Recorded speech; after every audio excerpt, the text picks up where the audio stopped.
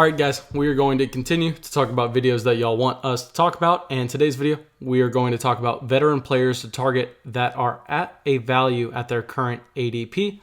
And a reminder, I'm not going to make videos based on the YouTube comments. It's a lot more efficient for everyone to just come here to the video suggestions tab on Discord and let me know what y'all want to hear, and I'm just going to come here and continue to make videos based on it. But let's get into the video. That may be the greatest catch I've ever seen in my life. All right, guys, a couple things when we're going to go through and try to identify a couple veteran players that we want to target. First off, I'm going to kind of identify a veteran as a second contract player. So nobody at the end of their rookie contract, nobody that's just been in the league for 3 years. It's not really a veteran in my opinion. If you're a veteran player in the league, you are a guy who's played through their rookie contract and has either been extended or has received entirely a new contract. And now y'all are going to notice a trend, and I'm going to point this out right now because it's the most important part, and I want everyone at the beginning of the video to understand and try to implement this. When we were going through and targeting veteran players, I think it's a great thing to do, and I think you can accumulate a lot of value in fantasy doing it, but we want to make sure we are doing it in the right way. And the right way to go about trying to get these veterans is to go at the wide receiver position. Betting on veteran running backs is a losing proposition year over year. Always there are going to be a couple outliers that you can actually profit and get some fantasy production at a value, but it's really going to be these veteran wide receivers that are easier to identify and more predictable year to year. Because even if you hit on a veteran running back, like say you trade for Todd Gurley this year and you pay a running back 2 price and he ends up being a running back 1, he's not going to be worth even what you paid for him this year next offseason, just because the running backs lose value so quickly as they move on to that second contract and beyond. But with these wide receivers, you're not necessarily going to accrue value if they hit their production past their expectation. But what's going to happen is they're going to hold the same value. I mean, we've seen Julian Edelman have the same exact value in Dynasty for the past 4 years now, even though he's been beating his production every single year. And if you invest in a running back, it doesn't necessarily matter if they beat their production outlook in 2020. Their value is still going to be lower in 2021 if they are on that second deal and if they are another year older. But let's focus in on our first wide receiver, and this is Adam Thielen. Now, I know a lot of people are thinking, hey, what the hell, Mason? You don't like Adam Thielen. And yeah, I completely agree. In years past, if you watched the channel a lot last offseason, you heard me say a lot that Adam Thielen was overrated. But if you remember last offseason, Adam Thielen was going in the 4th and 5th rounds, usually even the 3rd rounds of non-superflex leagues, dynasty startup drafts. His trade value was a early first to mid first round rookie pick, and I didn't necessarily agree with this evaluation. And I was completely off of Adam Thielen and actually did not own him on a single dynasty league going into 2019. But Adam Thielen's situation has changed a lot going into 2020. And his price has actually gone significantly down from where it was last offseason. So first, let's look at a couple things that are going to be different for Adam Thielen this upcoming season. One, the offense is going to be completely different.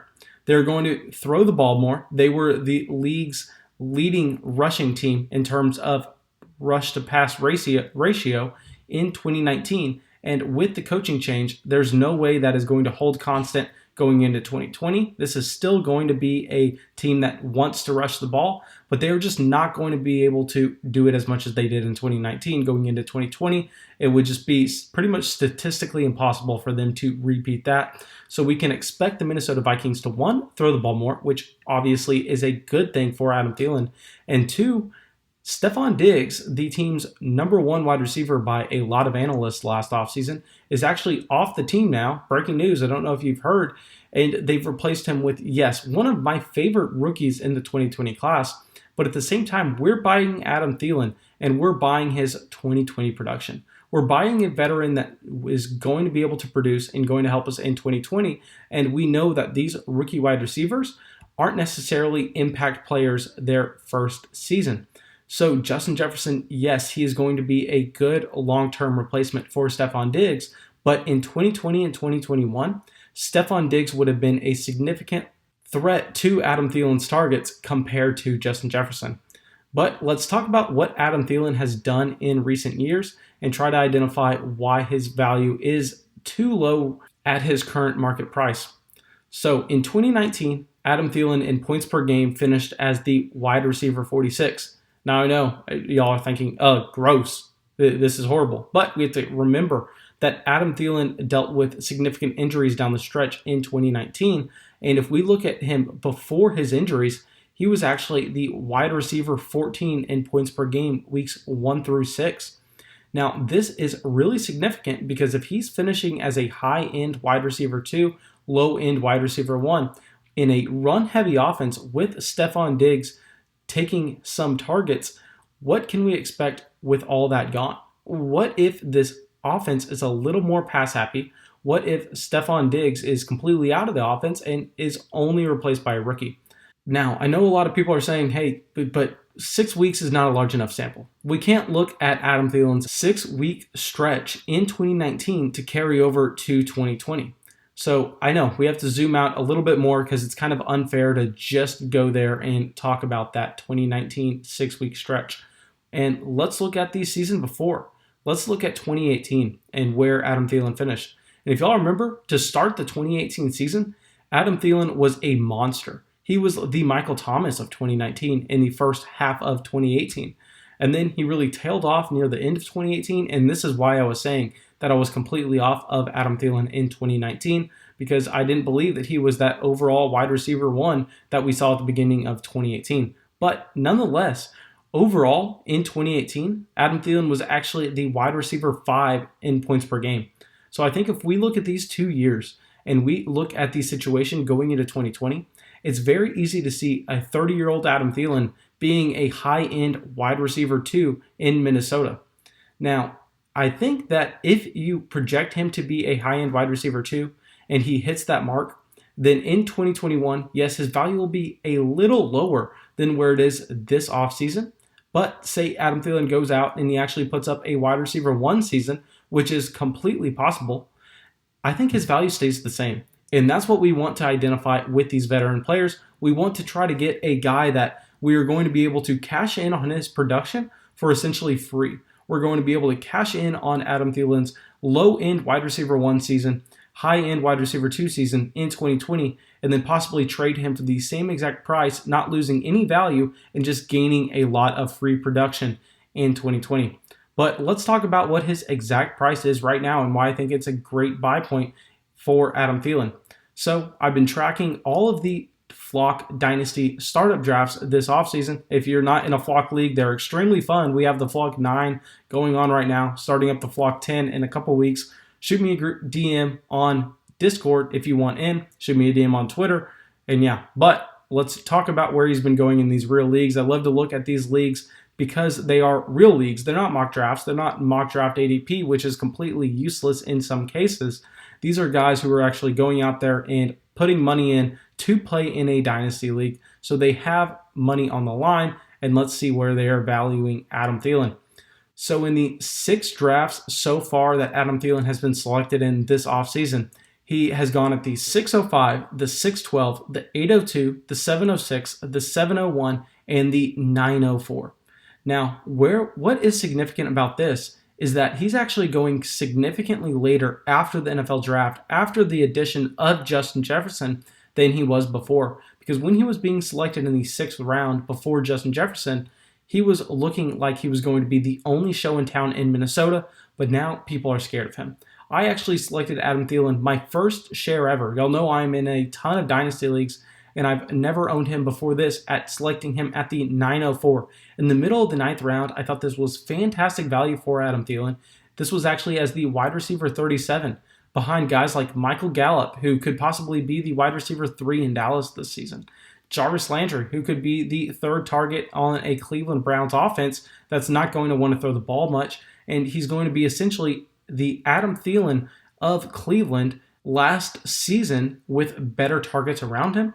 Then Mike Williams, who y'all know I love, but at the same time, I think Mike Williams can't really expect to produce anything like Adam Thielen anytime in his career. But I think Adam Thielen is the first guy we should be going out there targeting. but hopefully I convince you all of this. We're going to cover 2 more guys really quick. I'm going to try to move a little bit faster, but let's jump to the next guy who's going to cost a little bit more, but that's because he's younger and a better talent. This is Allen Robinson, who's 26 years old. And first off, let's just look at his situation in 2020 compared to 2019. So in 2020, he's facing a possible quarterback upgrade. I know most people are pretty much penciling in Nick Foles to take over for Mitchell Trubisky this season. I don't think it's necessarily 100% going to happen. It is likely, but at the same time, nonetheless, the best quarterback in Chicago is going to be throwing the ball to Allen Robinson, and really can only be better than what it was last season. And now let's look at the wide receiver position. What's different from last season? And that is nothing. There's been no added competition to this Chicago Bears wide receiver group, and Allen Robinson is going to continue to be the alpha, where in this offense in 2019, he was actually the wide receiver 8 in points per game with way subpar quarterback play. 2018, I know we want to zoom out a little bit, but it's hard to look at that year just because it was his first year in Chicago, and he was coming off of an ACL tear, which he was clearly not healthy for. But we've seen Allen Robinson be elite before, and I believe that he is going to be elite again in Chicago. But let's look at where he's actually been going in these real drafts. He's been going at the very end of the 4th and the very beginning of the 5th. It's so weird how he's been consistently going here every single draft. He hasn't gone earlier than the 410 and hasn't gone later than the 504. So Allen Robinson, you can easily expect to get him if you have a late round 4 pick. Maybe if you have an early round 5 pick, he would be one of these steals of the draft. But now let's go to another guy that's similar to Adam Thielen, and that he's just going to offer you some cheap production. And this is Marvin Jones. Now, Marvin Jones has been another guy that I've never really owned, but going into 2020, I don't see why he's not at least a little more expensive than he is now. I mean, he's the clear number 2 in Detroit. They did not add any competition. Matthew Stafford is coming back to this offense, and Marvin Jones, similar to Adam Thielen, is only 30 years old. Now he's being drafted kind of all over the board in these leagues. He's being drafted as early as the 1210 and as late as the 1602. But mainly he's being drafted at the end of the 14th round, the beginning of the 15th round, and this is in the range of the wide receiver 58 to the wide receiver 61.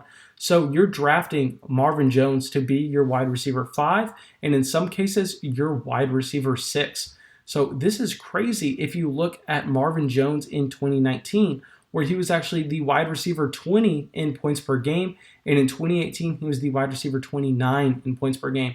So both years, he would have significantly beat what you're paying for him right now, and I think that there's no reason to expect that he should not be able to put up numbers similar to this and be a low-end wide receiver 2, high-end wide receiver 3 in 2020. But thanks, guys. Really hope you all enjoyed the video. Really hope you all got something from it. As always, if you did, make sure you subscribe. And yeah, that's all I got for y'all.